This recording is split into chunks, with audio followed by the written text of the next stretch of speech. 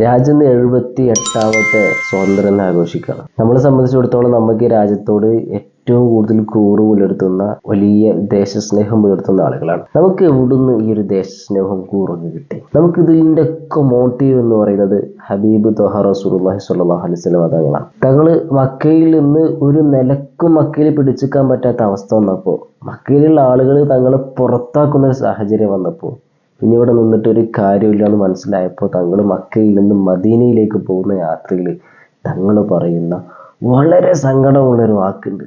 ഈ മക്കക്കാർ എന്നെ പുറത്താക്കിയില്ലായിരുന്നുവെങ്കിൽ, മക്കയോട് തങ്ങൾ പറയാണ് അഭിസംബോധന ചെയ്തിട്ട്, ഞാൻ ഈ നാട്ടിൽ നിന്ന് പോകില്ലായിരുന്നു. എനിക്ക് ഏറ്റവും ഇഷ്ടമുള്ള നാട് മക്കയാണ്. അപ്പോൾ ചിന്തിക്കണം, ഒരു സ്വദേശത്തോട് എത്രത്തോളം ആത്മാഭിമാനം പുലർത്തുന്നവരാണ്. അതാണ് നമുക്ക് കിട്ടുന്ന മോട്ടീവ് എന്ന് പറയുന്നത്. ഈ മോട്ടീവിൽ നിന്നാണ് നമുക്കറിയാം നമ്മുടെ